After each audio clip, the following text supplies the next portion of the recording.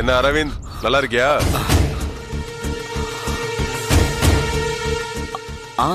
இருக்கேன் சார். நீங்க? I am Akbar, inspector of police. சொல்லுங்க சார். கொலையை பண்ணிட்டு மொட்டை மாடியில சவகாசமா எக்ஸசைஸ் பண்ற தில்லு உனக்கு தான் இருக்கு. கொலையா? ஆமா. நீ எங்க வேலை பாக்குற? எல்பி பிரின்ஸ்ல. போன வாரம் உங்க ஆபீஸ் பக்கத்துல இருக்கிற நகைக்கடையில கொள்ளை நடந்துச்சா? ஆமா சார். அந்த கொள்ளடிச்ச கும்பலா நாங்க பிடிச்சிட்டோம்.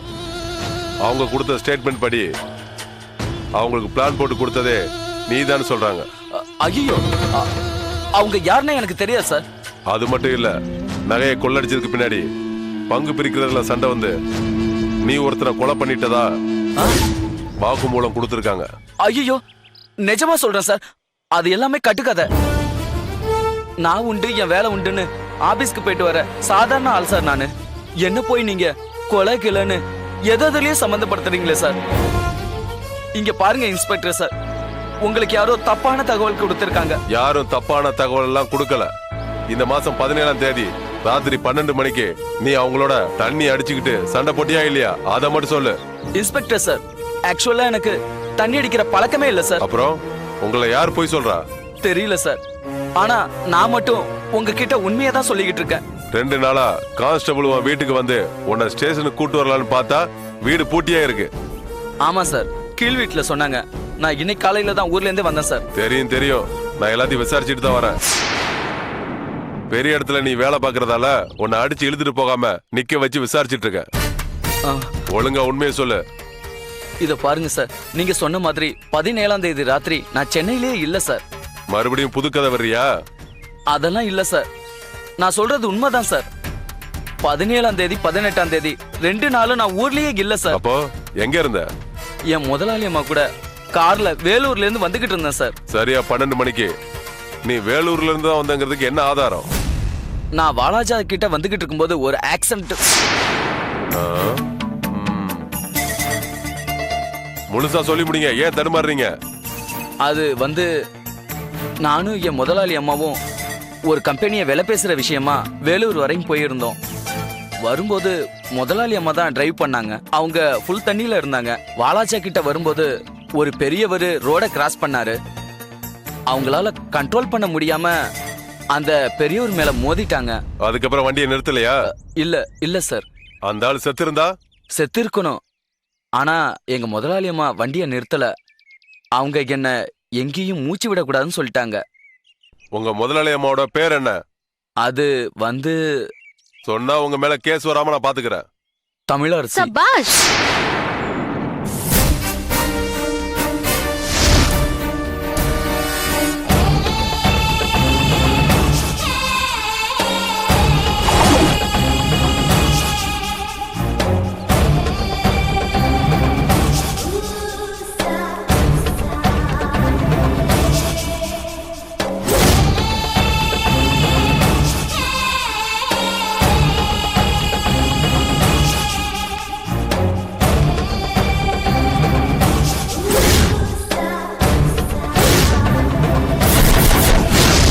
மேடம்.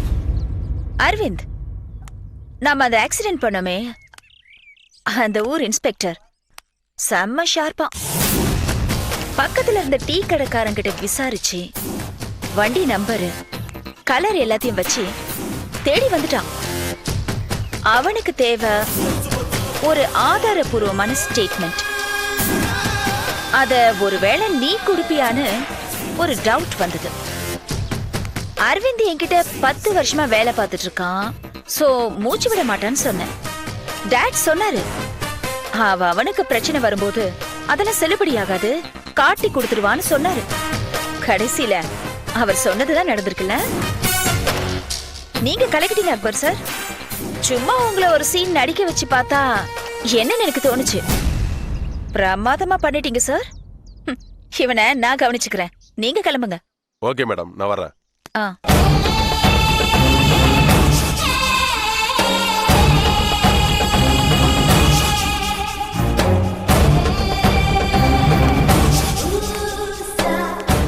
டாட், நீங்க சொன்ன மாதிரியே இவன் வளரிட்டான்.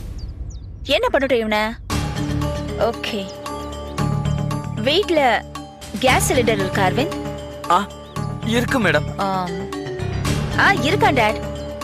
அப்போ சிலிண்டரை வெடிக்க வைக்க ஆள அனுப்பிச்சிடுங்க. ஓகே டாட். மேடம் என்ன மேடம் இப்படி பண்ணிட்டீங்க?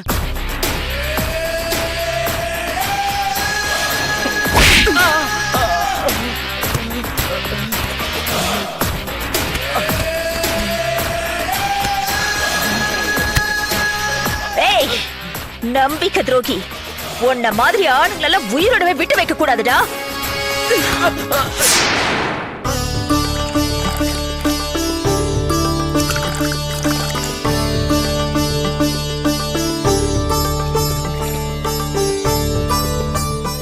ஜான்சி, அம்மா இந்தம்மா காஃபி எடுத்துக்கோ. இந்த மாசத்துல இதோட 14வது நோட்டீஸ். ஆமாமா, நாளைக்கு கூட ஒரு நோட்டீஸ் வரும். அது என்ன கேஸ்? நேத்து ஒரு சூப்பர் மார்க்கெட்டுக்கு போயிருந்தேன். அங்க ஒரு பெரியவர் வந்து கூல்ட்ரிங்க்ஸ் வாங்கினாரு. அந்த கூல்ட்ரிங்க்ஸ்ல பார்த்தா ஒரு பூச்சி மிதந்துட்டு இருந்ததுமா. உடனே அந்த பாட்டில் எடுத்துட்டு போய் அந்த பெரியவர் கடைக்காரர்கிட்ட கேட்டாருமா. அதுக்கு அந்த கடைக்காரர் எவ்வளவு ராங்கா பதில் சொன்னான் தெரியுமாமா?